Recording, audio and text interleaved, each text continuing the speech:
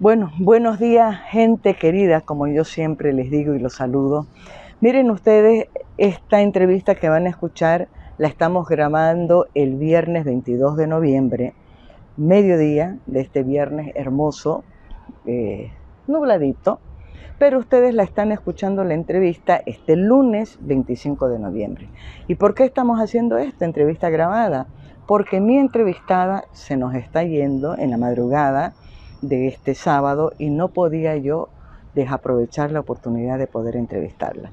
Estoy hablando de Analía Guerrero. Ella es argentina, es doctora en geografía y magíster en políticas y estrategias por la Universidad Nacional del Sur de la Argentina, pero también licenciada y profesora en geografía por la Universidad de Buenos Aires. La hoja de vida de Analía es enorme, pero me voy a quedar por ahí porque además sé, ya averigüé, que no le gusta mucho que hagamos alarde y que extendamos su hoja de vida, ¿verdad o no, Analía? Sí. No es necesario. Sí. Lo importante es lo que uno puede transmitir. Analía, muchísimas gracias de verdad por aceptar esta entrevista. Estamos aprovechando la estadía de Analía aquí. Ha venido invitada por la plataforma energética, voy a decir así, que se ha reactivado. La plataforma energética ha sido reactivada por el CEDLA junto a la Fundación Jubileo y Rodríguez Baduán.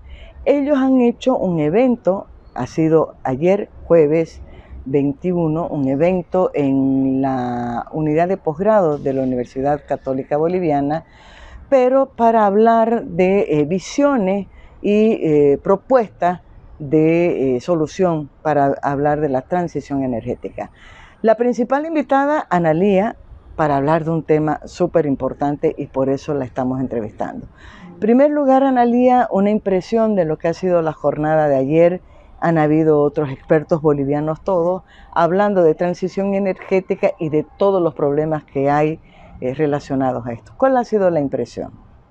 Me pareció muy importante y muy bueno que se tomaron los diferentes aspectos y dimensiones de la transición energética, porque la transición implica cambios en distintos sectores y se marcaron qué pasa con el transporte, qué pasa con la electromovilidad, cuáles son los problemas de los combustibles que se utilizan, el diésel, la gasolina, las problemáticas particulares de Bolivia.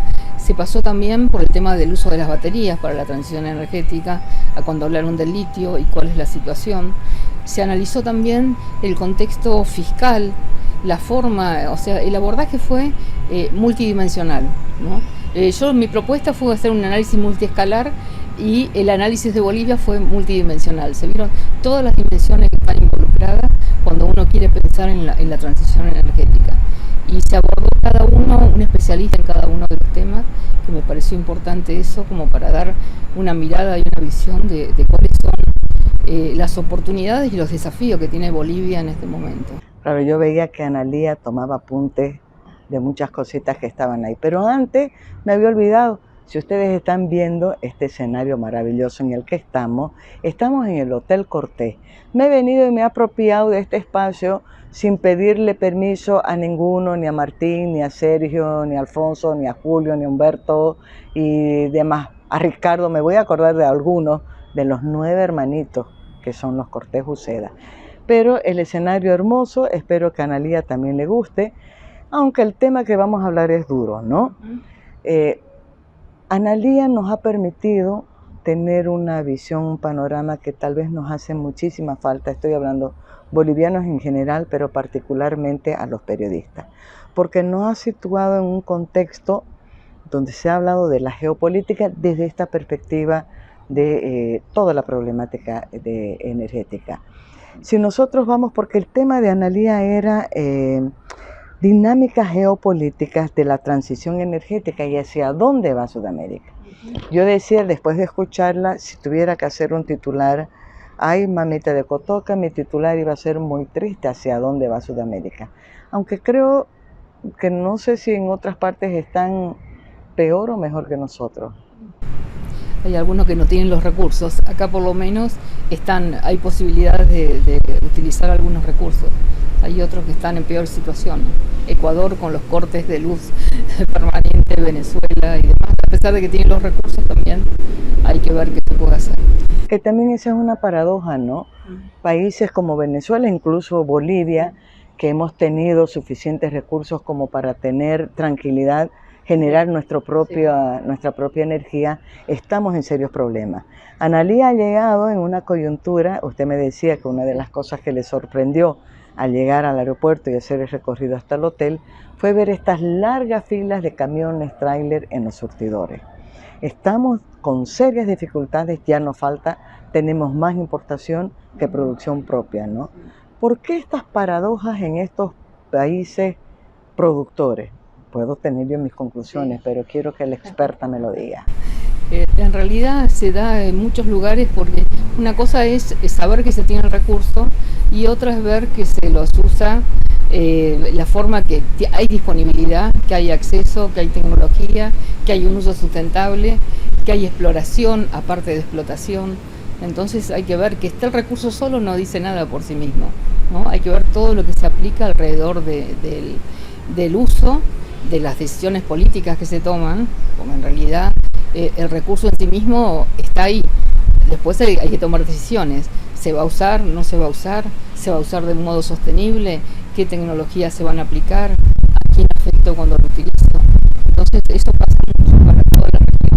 Pero lo que yo había planteado en la charla, analizar primero desde la escala global, ver cuáles son los problemas de la transición energética, como para plantear primero qué es la transición, si es una sola transición o si son varias transiciones, porque en simultáneo muchas veces se pasa como si fuera igual en todo el mundo.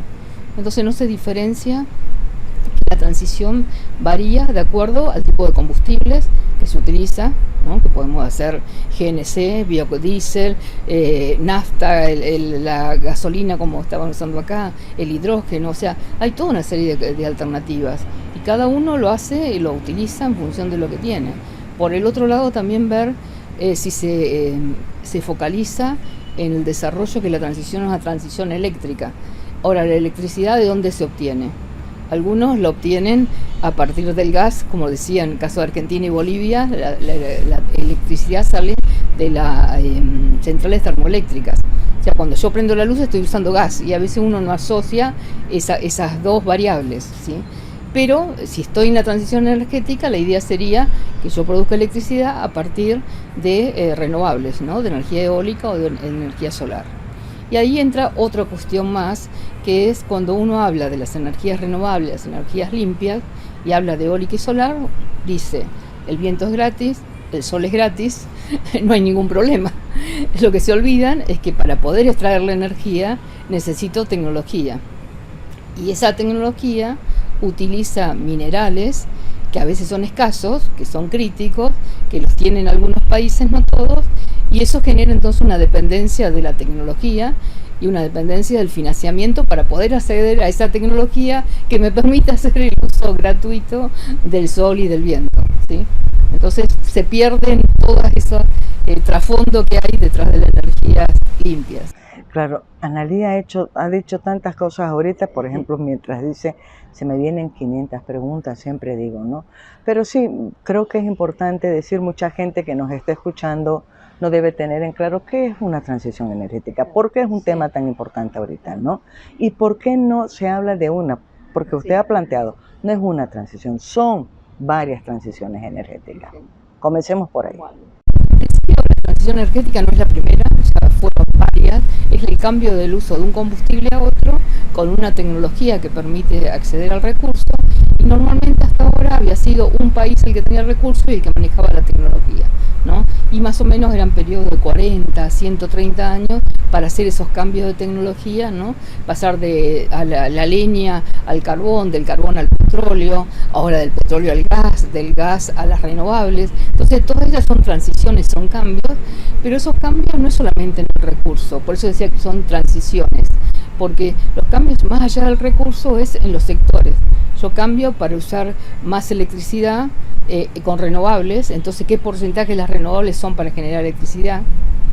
Cambio para el sector transporte, qué porcentaje de las renovables son para hacer electromovilidad, con lo cual necesito litio, qué porcentaje va a de tareas de calefacción y enfriamiento. Entonces son diferentes sectores y también hay diferentes países y cada país hace su propia transición porque utiliza el recurso que tiene para hacer el cambio, ¿sí?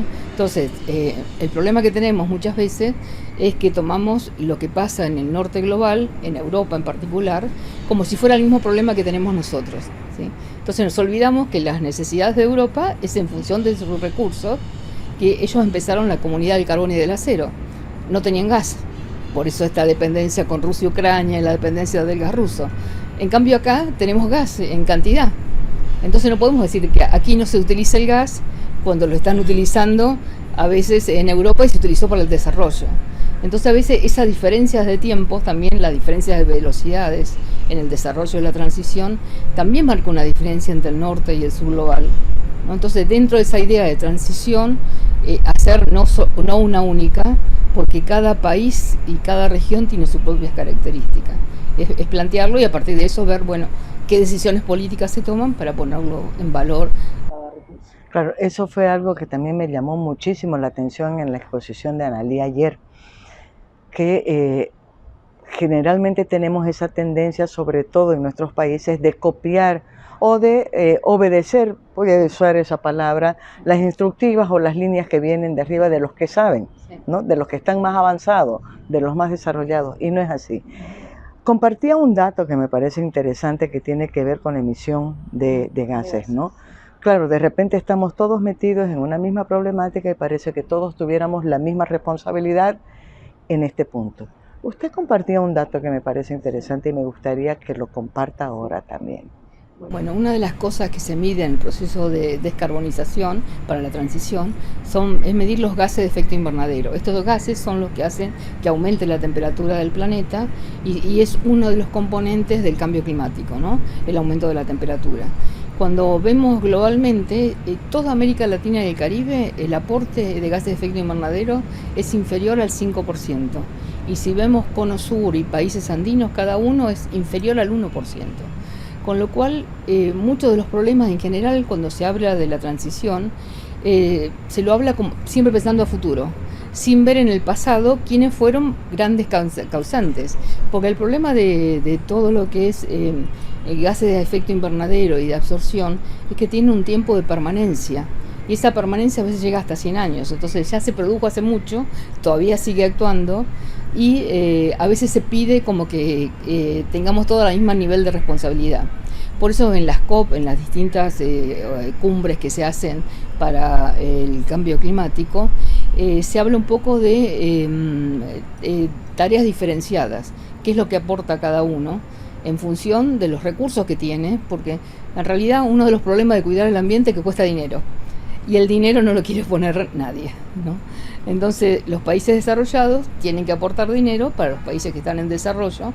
Si no tienen que usar los combustibles fósiles, no tienen que hacer nada, que ellos ya lo usaron. Entonces, para su desarrollo. Claro, para su desarrollo. Entonces ahí es donde empiezan los conflictos y con eso que hablaba de las distintas velocidades de cada uno y de los distintos momentos de transición. También estoy de acuerdo que hay que saber que es un único planeta. Entonces las consecuencias, más allá de que no las producimos, los efectos los tenemos, ¿sí? Entonces no podemos decir, bueno, hay que usar fósiles todo el tiempo y no pensar en la transición. Pero a lo mejor la velocidad o los cambios habría que tenerlos en cuenta, porque en el caso del gas, por ejemplo, es el menos contaminante de los fósiles, se lo considera ahora como un combustible puente o un combustible de transición, y después del enfrentamiento Rusia-Ucrania, aún en el enfrentamiento Rusia-Ucrania, el problema que surgió es el de la seguridad energética. Y la seguridad energética puso en cuestión y dejó de lado muchas cuestiones que tenían que ver con el cuidado del ambiente. Se priorizó uno sobre el otro, porque las energías renovables son energías intermitentes y necesitan energía de base firme, y esa energía lo dan los fósiles. Dentro de eso el gas es una de ellas, y la otra alternativa es la energía nuclear. Entonces, en el marco de este conflicto, Europa cambió y considera como combustible de transición al gas y la energía nuclear. Con lo cual ahí empieza un poco de la narrativa del discurso, ¿no? Si era tan malo hasta ese poquito, ¿por qué cambió de repente tan rápido a la bueno. situación, ¿sí? Pasó a ser lo más aceptable hasta tanto se desarrolle. Bueno. Entonces ahí es donde empiezan los conflictos cuando hablamos de transiciones y del tema de reconocer cuál es la situación de cada país, dónde está, qué recursos tiene, porque si Bolivia tiene mucho gas y no lo va a usar para desarrollar la energía solar, a lo mejor tiene que hacer las dos cosas, agregar valor al gas que ya tiene y en paralelo ir desarrollando otras energías como la eólica o la solar de acuerdo a su conveniencia, ¿no? Creo que por la cantidad de sol, la solar es lo que vimos que es más importante. A ver, aquí dos preguntitas antes de que se me pase. Tengo varias. Primero, ¿cuál ha sido el impacto real de esa guerra Rusia-Ucrania, ¿no? Y digo ahí, como la mirada de Analía siempre tiene esta mirada geopolítica, ¿cómo afecta en esta seguridad energética cualquier conflicto que haya? Una guerra puede ser lo más grande, pero también no necesariamente a veces una guerra, pero las fricciones o los divorcios que hay entre diferentes países, ¿no? ¿Cuánto afecta en la toma de decisiones, en las políticas que se dan? Y lo otro, un punto que me parece central, no basta el recurso, podemos ser muy ricos en recursos naturales, pero vamos a estar fritos o dependientes muchísimo de quienes están manejando la tecnología, que también puso, y ahí se usó o se habló mucho de China, del papel que está jugando China en este momento. Bueno, en principio con lo que es el enfrentamiento Rusia-Ucrania, uno de los principales cambios que hubo fue que Rusia, al dejar de exportar gas, un tercio del mercado que tenía del gas ruso lo tomó Estados Unidos. ¿Sí? No es que dejó de usar gas, buscó otro abastecedor. Y ese abastecedor es Estados Unidos a partir del fracking, una técnica que tiene sus detractores por el problema que puede generar con contaminación del agua, con microsismo y alguna otra problemática. Pero le permitió a Estados Unidos tener un mercado, un tercio del mercado ruso lo tomó Estados Unidos. Y por otro lado, más allá de las sanciones que se le puso a Rusia, reforzó la alianza con China, porque se había hecho en el 2014 un gasoducto también entre Rusia y China, para aportarle también el gas que en su transición necesita China, porque utiliza mucho carbón, entonces también hace un cambio del carbón al gas. Y por otro lado también se utilizaba para producir fertilizantes. Se dejó de producir muchos fertilizantes, se empezaron a importar, pero tuvo un impacto en los precios. Desde el punto de vista económico, encareció los costos en Europa y generó todo un conflicto en Europa y indirectamente nos termina afectando a todas las regiones, ¿no? Ese aumento del precio de los combustibles, aumento de los fertilizantes, con lo cual aumento de productos agrícolas, ¿sí? Entonces como que es todo un encadenamiento de situaciones. Por el otro lado, yo decía, Estados Unidos con el desarrollo del fracking, a partir del uso de los hidrocarburos no convencionales, que son, hasta ahora se utilizaban los hidrocarburos convencionales, ¿no? Acá en Bolivia y demás, el gas y el petróleo sacado con perforación, la común, hasta la roca madre. Los no convencionales lo que hacen es perforar la roca madre y hacen pozos que son horizontales, donde se va fracturando y de ahí se va extrayendo lo que hay de gas y de petróleo. Eso le permitió a Estados Unidos autoabastecerse de gas y casi autoabastecerse de petróleo, con lo cual Medio Oriente dejó de tener tanto peso, porque tenía una dependencia del recurso de Medio Oriente y menor presencia a veces en los conflictos, ¿no? Entonces como este encadenamiento de la geopolítica muestra como un cambio afecta a todo el sistema, pero eso desde el punto de vista que yo no sé si lo mencioné acá, que se habla que es una transición energética dual, porque en simultáneo se está utilizando el gas y también los no renovables. Entonces, el líder en lo que es gas no convencional y en la explotación a través del fracking es Estados Unidos, pero el líder en tecnologías limpias es China. Es el que tiene el mayor desarrollo, y tiene el mayor desarrollo no solo por los recursos que posee, sino por la tecnología, y es el que ocupa el primer lugar, superando inclusive a Europa, y es el mayor proveedor de baterías, de autos eléctricos, de buses eléctricos, ¿sí? Entonces la penetración de China es importante a escala global y también en África y en Sudamérica. Es muy importante, dedicada casi todas las inversiones en lo que es minería, energía, infraestructura. con la particularidad que hace financiamientos a través de bancos chinos, para construcciones se contratan constructoras chinas, y la tecnología también hay que comprarla, cuesta cara, o sea, nosotros disponemos a lo mejor del sol y del viento, pero la tecnología, o sea, los molinos, las células fotovoltaicas, eso hay que comprarla y es tecnología que la tiene China, ¿sí? Y por el momento no hay transferencia de tecnología. Ni va a haber, yo creo. No. Una de las cosas que yo decía que tal vez lo que se puede hacer es negociar, bueno, porque ahí entra el tema de los minerales críticos, que era un tercer tema que me gustaría mucho también. Porque yo tuve una confusión cuando se habló de los minerales críticos. Yo pensaba que es que los minerales tenían algún problema, no. No, el problema de los minerales críticos son minerales que son escasos, que a veces puede variar en la cantidad y que se utiliza con alguna función que es estratégica, ¿no? Entonces, los minerales críticos para la transición energética, que se utilizan, por ejemplo, en los molinos o en las células fotovoltaicas, tienen que ver con el silicio, para la transición eléctrica el cobre, para las baterías el litio. Entonces son recursos que, por ejemplo, el litio se dice está en forma, se la puede encontrar en el agua, muy diseminada, pero es difícil de extraer, en forma de roca, que es lo que tiene Australia, pero necesita mayor inversión, y en el triángulo del litio es una minería de agua, se hace por evaporación, que es la más barata y la que más les conviene a las empresas, ¿sí? Y ese litio se utiliza después para las baterías y para todo lo que tiene que ver con la electromovilidad. Entonces es uno de los sectores que había dicho el sector transporte, que es uno de los que se está haciendo el cambio en la transición, y en la cual el dominio lo tiene totalmente China, y está en una disputa en parte con la Unión Europea y con Estados Unidos, a través de la compra de empresas y de penetrar en la extracción, pero más allá de la extracción tiene toda la cadena, ¿no? Lo extrae, lo refina, lo fabrica y lo vende. Y además lo vende con préstamos que hacen sus propios bancos, y se desarrolla infraestructura con constructoras que son también de propiedad china, ¿no? Es como que hace un circuito completo, con lo cual es uno de los ganadores en estas disputas. ¿Cuánto puede impactar eso, tomando en cuenta ese control y la forma en cómo opera China, ¿no? Yo decía, no es lo mismo China que Estados Unidos, que Inglaterra, digo, desde la concepción misma del poder, del control. ¿Cuánto puede influir en esa seguridad energética para el resto del mundo? En realidad, por lo menos Estados Unidos abiertamente en su libro blanco de la defensa, cada presidente toma cuando inicia su mandato, pone como uno de los puntos críticos, y también la Unión Europea, ver esa competencia por el desarrollo de tecnología propia para competir con China. Pasa que China tiene una producción, una escala de producción con la cual es difícil de competir en precios.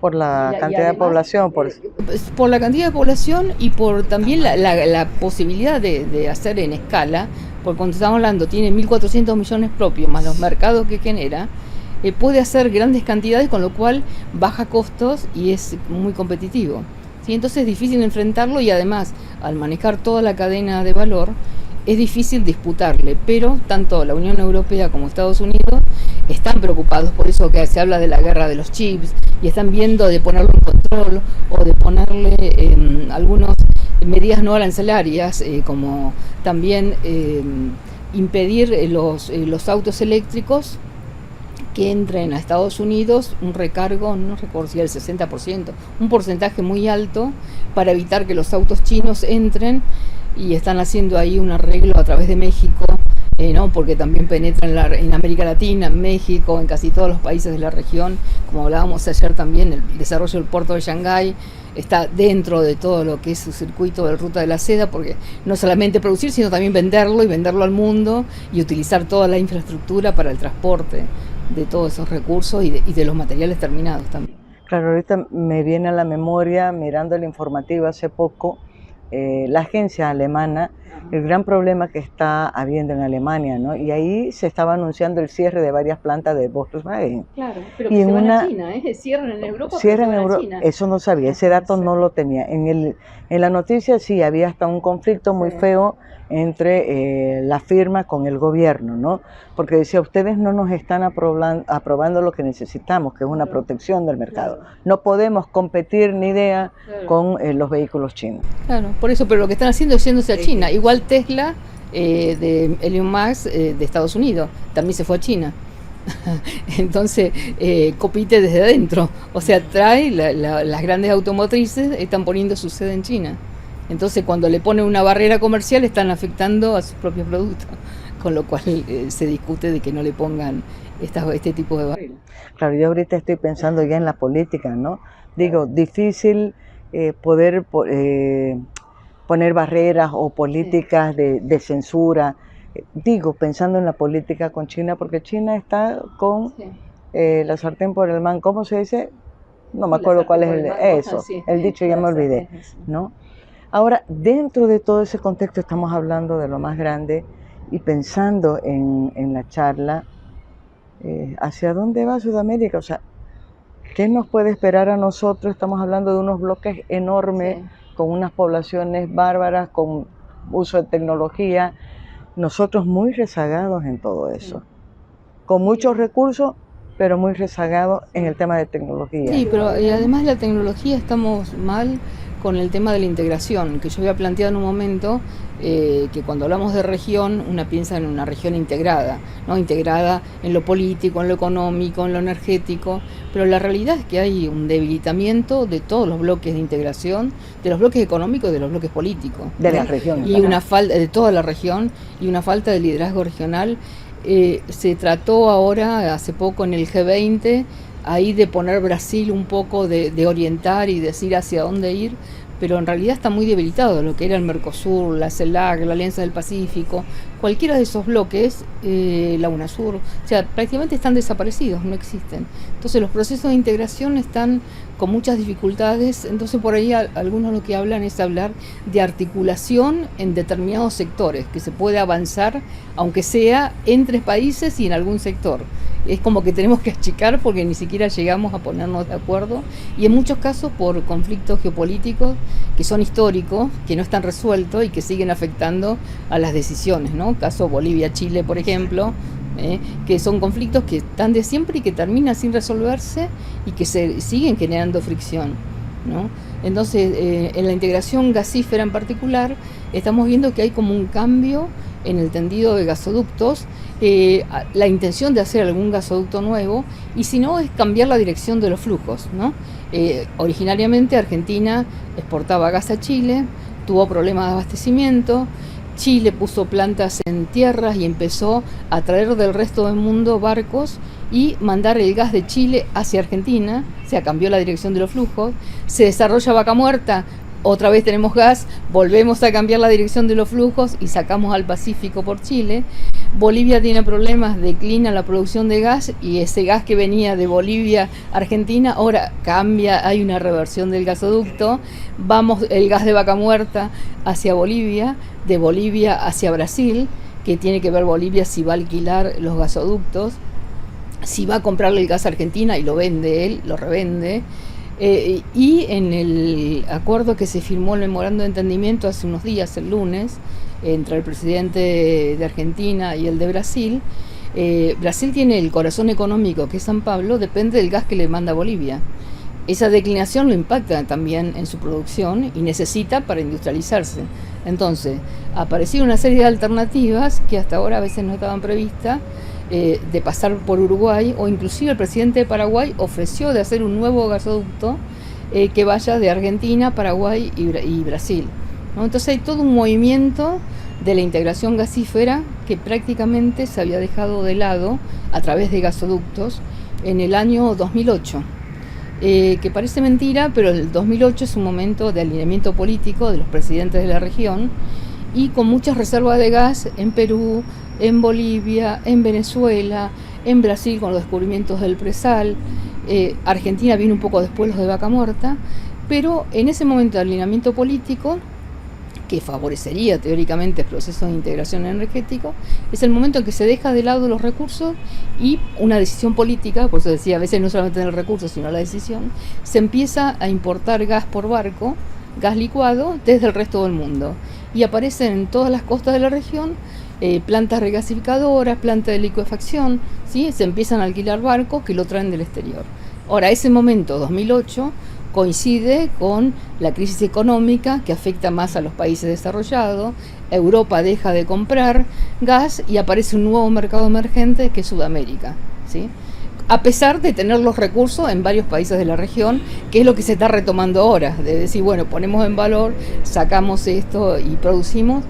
Y ayer comentaba en la charla el hecho de que hay un lapso para desarrollarlo. Estamos hablando de la Agenda 2030, la idea es hasta el 2030 ya ir cambiando renovables. Parece como que estamos demasiado cerca, en 5 años se ve difícil que el proceso se dé, creo que se va a extender más. Pero hasta eso, esta aceptación del gas como un combustible de transición, como un combustible puente, es como que está tomando forma y aceptándose en el resto a nivel global, casi diría, teniendo en cuenta el tema de seguridad energética.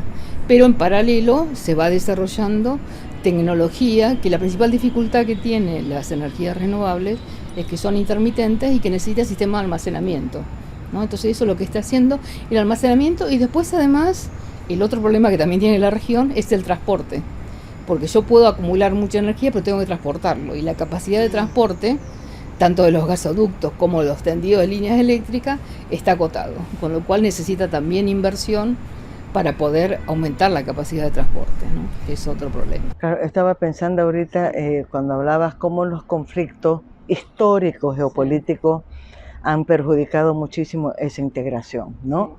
Claro, Bolivia perdió la oportunidad de exportar su gas en el momento en que lo necesitaba Estados Unidos por ese conflicto Bolivia-Chile. Pero a eso se suma también los cambios que han habido en la orientación de los gobiernos, ¿no? La apuesta de los proyectos políticos. Eso ha influido muchísimo en la relación diplomáticas, en las relaciones que debieran de tener independiente de cuál es el partido que llega al poder. Eso también ha sido un problema serio. Digo, en el caso de Bolivia, dejó de tener relaciones con los que eran sus socios naturales por una cuestión ideológica, y punto. Ese ha sido un problema recurrente en la región, y tal vez eso tiene que ver también, con el debilitamiento y prácticamente la muerte de los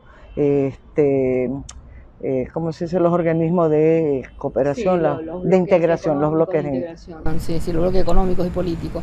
Y en parte sí, porque eran como hay muchos personalismos, dependían de personas, nada de figuras, no de gobiernos ni de políticas de Estado, ¿sí?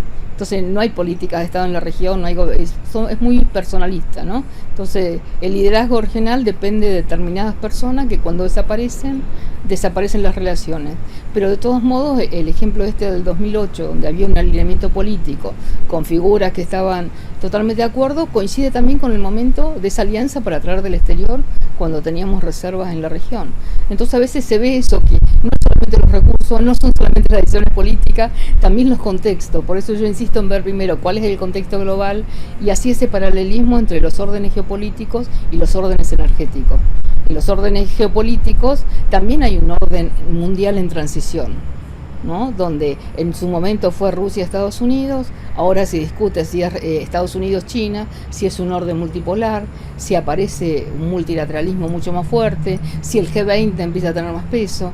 Entonces esos contextos también van a influir en las decisiones, ¿sí? Entonces no olvidarse, porque a veces uno se queda con lo nacional nada más y el problema abarca la región y el mundo, ¿no? Hay relaciones transescalares que atraviesan todo, de poder y de decisiones que van afectando lo que pasa. Claro, estoy pensando ahorita en el caso de Bolivia, ¿no?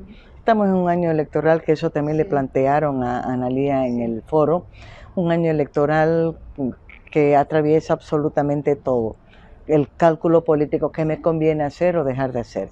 Y en el debate también es un debate muy flojo, creo yo, después de haber escuchado todo lo que escuché ayer. El tema ahorita es el litio, ¿no? Tenemos un nuevo recurso, pero también pensando, escuchando ayer, decían, no es nomás tener litio, ¿qué litio tenés? ¿No? ¿Cuál es la energía que tiene tu litio? ¿Y qué necesitas para poder explotar ese litio? Y tiene que ver ahí con la tecnología. Pero también con este tema, a ver, ¿cómo hago para aprovechar lo poco que tengo todavía para recuperar?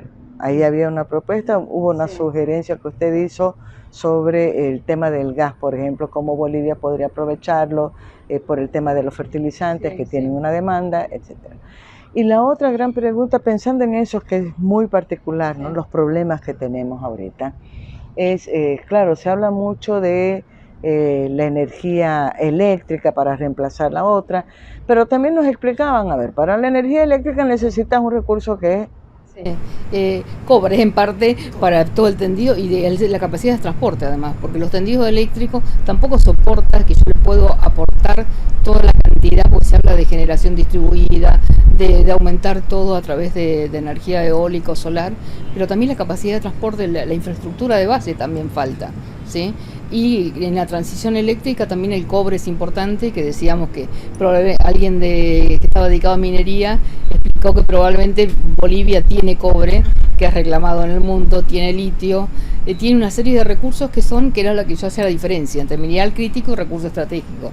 Es un mineral crítico para el que no lo tiene, pero es un recurso estratégico que se puede usar para negociar con los países que lo necesitan, ¿no? Entonces, negociar a lo mejor transferencia de tecnología, negociar un precio mejor, o sea, y además dentro del gas no vender la materia prima, transformarla en un recurso o transformarla en fertilizante, en amoníaco, ¿no? Para el hidrógeno, que se habla del hidrógeno verde, también hay otras alternativas de agregar valor y bueno, esa sería una manera de que sea más recurrente. Y por el lado del litio, pensar también, cuando veíamos de esto que hablaba yo de las escalas, ¿cuál es el impacto a la escala local? ¿Qué pasa con las poblaciones que muchas veces son economías de subsistencia, que tienen lo suficiente para vivir sin afectar al ambiente, pero todo lo que es la explotación del litio es una zona desértica y que se utiliza mucha agua, ¿no? Entonces, en un lugar que no hay agua, usar mucha agua es un problema, es un impacto, y ver si no deja nada para la gente del lugar. Que uno de los problemas en el caso de Argentina, las regalías que se estaban pagando es un 3%. Creo que Javier o alguien habló del tema del litio, que mostraba las diferencias entre lo que proponía Chile, lo que propone Bolivia como un recurso estratégico, lo que hace Argentina. O sea, el recurso está, pero hay que ver las decisiones políticas de cómo se va a manejar, si realmente va a dejar algo, o el litio para usar quién, que era la otra discusión.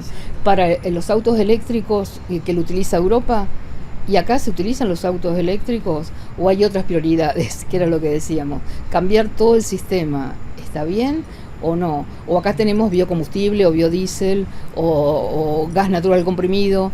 Hay otras alternativas a lo mejor. Pensar, alguien preguntó ayer con el tema de las renovables, que bajaron los costos. Sí, bajaron los costos, es verdad, porque se produce mucho mejor, pero son costos en dólares, y en los países de la región muchas veces no hay dólares, y hay que pensar primero en la comida, ¿no? Si hay un 50% de pobre y no tiene acceso, entonces a ver si cuáles son las prioridades.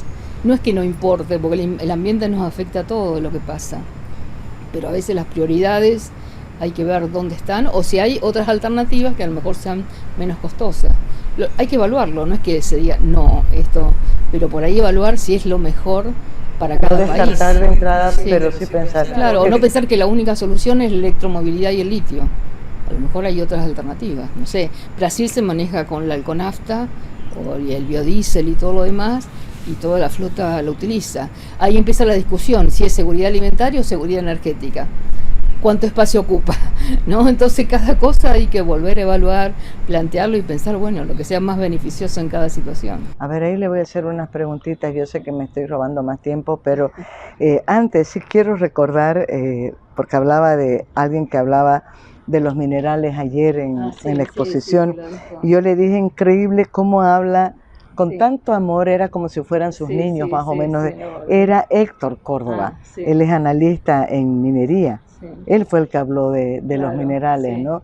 Y ahí descubrimos que Bolivia tiene un montón de minerales de los que no se habla absolutamente, porque nos quedamos en recursos como el gas, y ahora que es el litio, el tema del litio central, ¿no?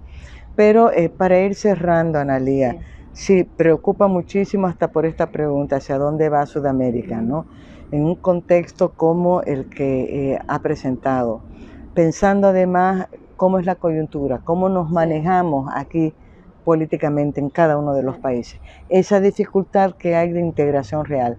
Y además algo que veo, no sé si es al mismo nivel en Brasil, no me voy a a meter. No conozco Brasil, Argentina, o cómo está en Perú, o cómo en Chile, aunque creo que funciona un poquito mejor la institucionalidad. Es una falta de visión a largo plazo que sea del país y no que dependa de los cambios de gobiernos que hay. Faltan políticas de Estado, creo. Faltan políticas de Estado en todos los países de la región. En realidad, como para mantener, pensando primero en la región, o sea, en realidad la pandemia, que no lo nombramos, mostró un poco que lo global tiene muchas dificultades, porque muchas de las cosas se acotaron a la región. Entonces, y en el caso del desarrollo de la transición eléctrica, en particular dentro de la transición energética, la transmisión de electricidad es entre regiones, entre países próximos. Entonces también eso hay que volver a valorizar la región, que la región es como que con el tema de la globalización todo es global, y en realidad es como que la región se dejó de lado.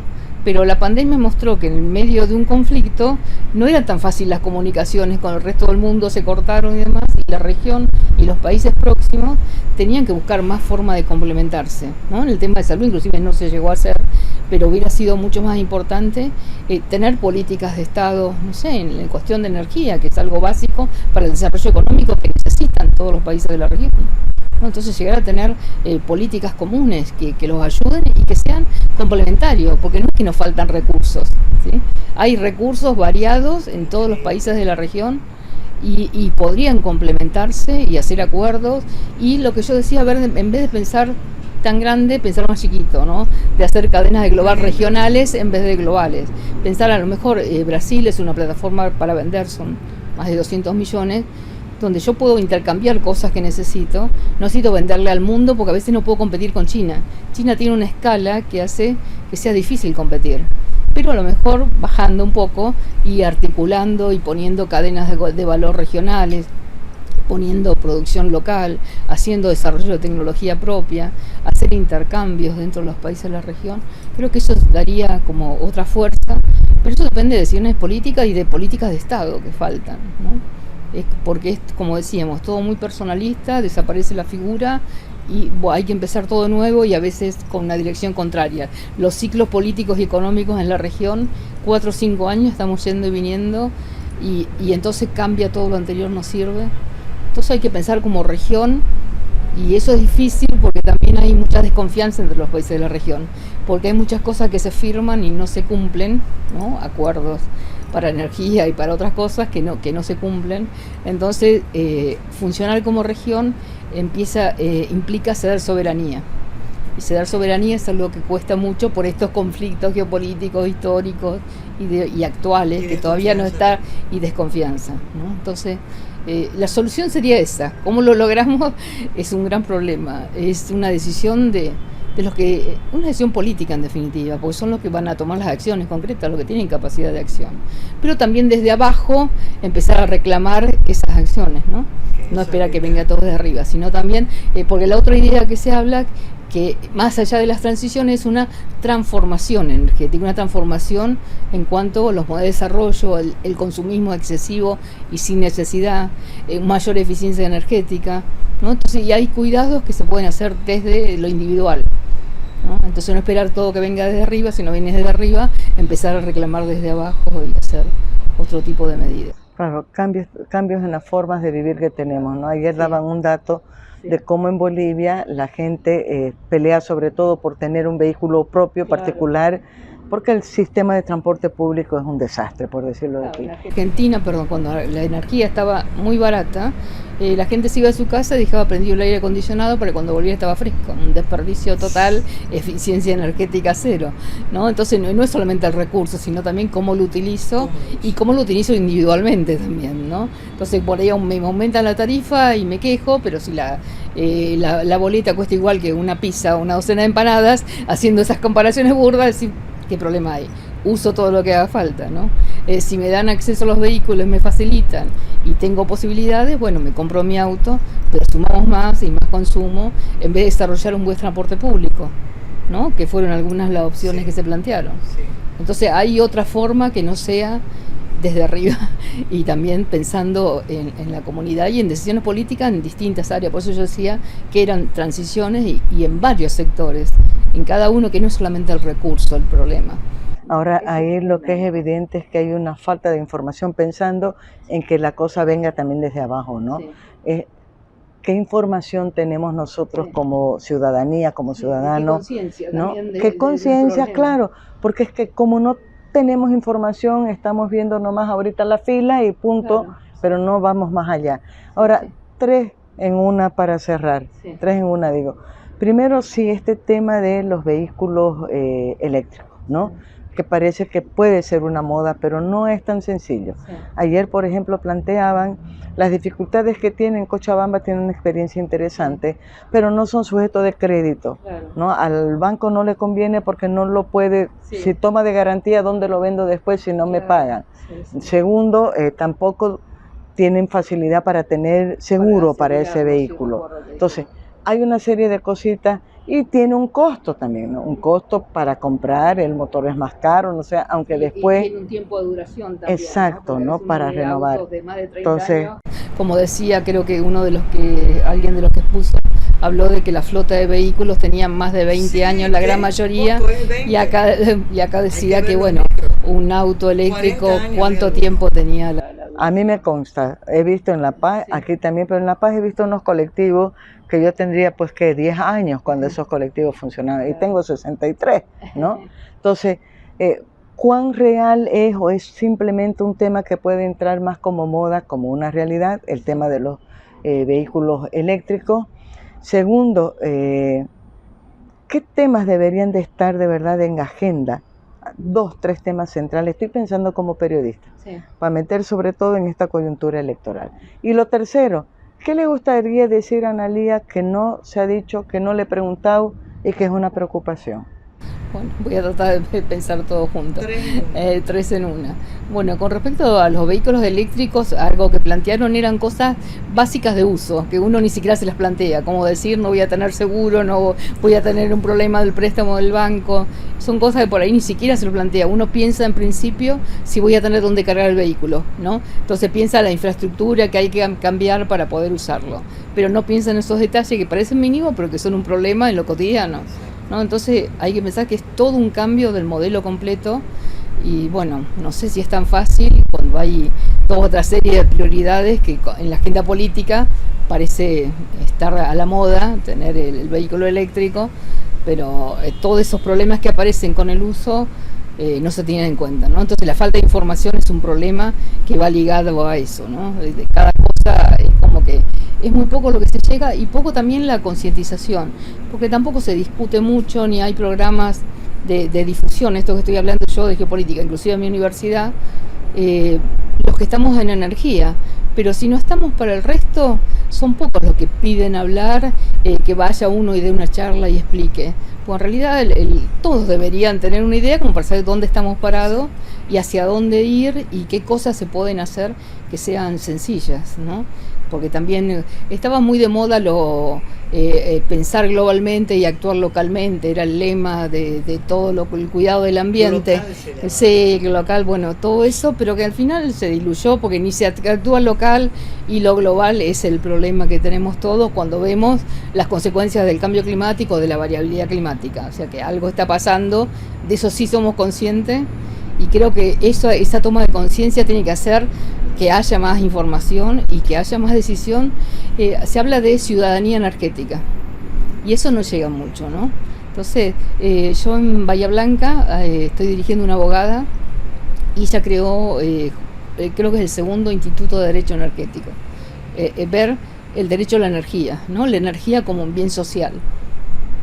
No pensar en la energía con la cantidad de gigas que genero, qué pasa, sino como una cosa que es básica, ¿no?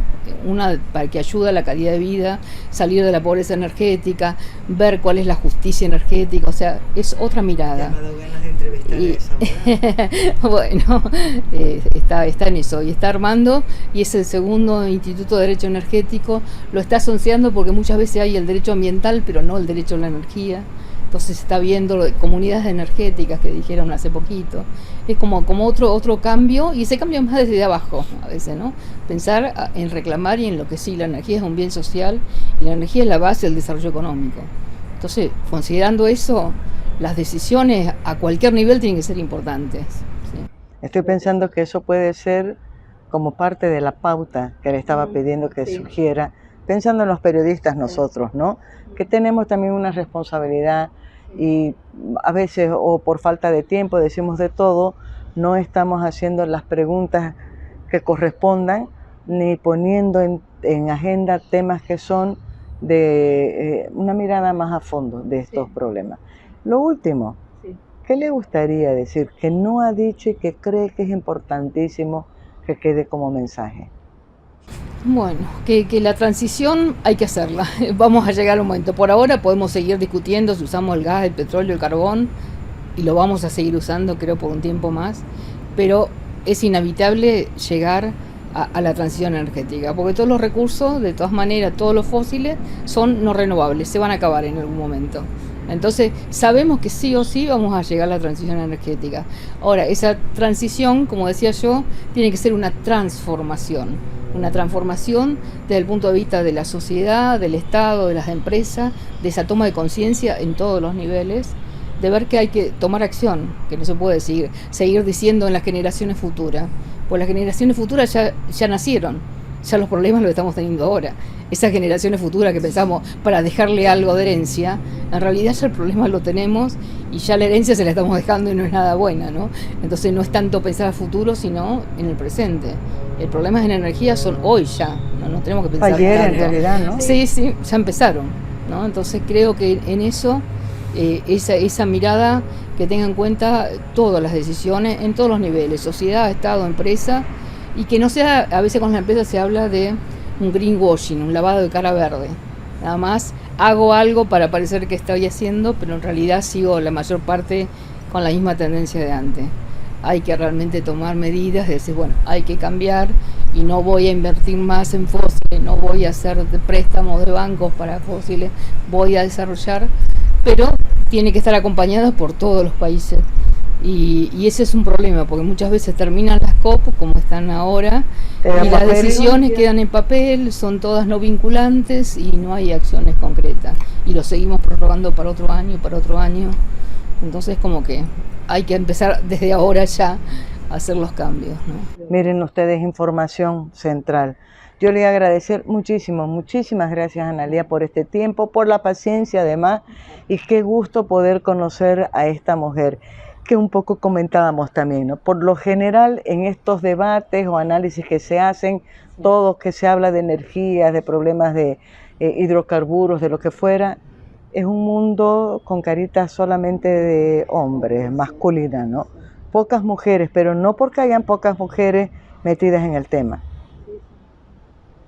A ver, aquí tengo un referente, pero ella trabaja con puras mujeres, me ha dicho. Sí, yo trabajo en un grupo de energía que es en Bahía Blanca, somos todas mujeres en realidad, pero sí veíamos eso, que en todos los lugares que íbamos prácticamente eran hombres, y a lo mejor recién ahora se está hablando desde lo académico también, en tener en cuenta el género, aunque debería ser porque sos bueno. Claro, por capacidad, no por una cuota. No por una cuota obligatoria, pero son pocas las mujeres porque en realidad a veces como que se prioriza, el hombre va a decir algo más interesante y esas cuestiones de género a veces también todavía molestan un poco, porque hace como si lo que uno dijera fuera menos importante porque no es hombre. Exacto. Es una cuestión ahí que también se cruza en el tema de energía. Bueno, acá dos mujeres, yo misma me voy a meter aquí, dos mujeres que estamos aquí por nuestras capacidades y no porque tiene que haber un hombre y una mujer, ¿no? Aquí somos dos mujeres. Muchísimas gracias, querida Analía. No sé qué impresión ha tenido, vamos a aprovechar de hacerla pasear un poquito por Santa Cruz de la Sierra, pero voy a tener después unos datitos para hablar después, no ahorita.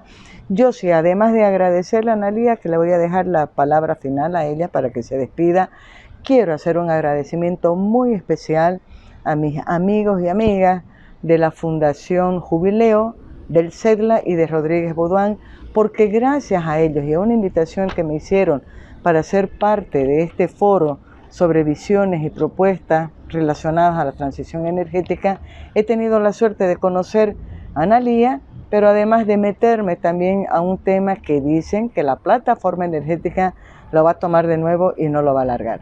Despídase, señorita. Bueno, muchas gracias por la entrevista, muchas gracias por la posibilidad de comunicarlo, como para que esto que decimos de tomar acción, conocer y acción informada, ¿no? Sabiendo qué está pasando. espero que les sirva y que haya sido de interés para los que estuvieron escuchando. Sin duda para alguna. Que compartan todo. Muchísimas gracias. Gracias, Davico. Davico ha estado aquí a cargo de todo. Y gracias a la gente del Hotel Cortés que nos hemos venido y nos hemos adueñado de unos escenarios, nos han dado hasta silita, todo para hacer esta entrevista. Davico va a mostrar, vamos a hacerle propaganda, por supuesto, al Hotel Cortés. 54 años, si no me equivoco, ya de vida. Maravilloso, maravilloso. Y espero que haya tenido una buena impresión también, Analía. Hermoso, Muy buena, ¿no? Hermoso. Bueno, vámonos, Davico. Chao, gente.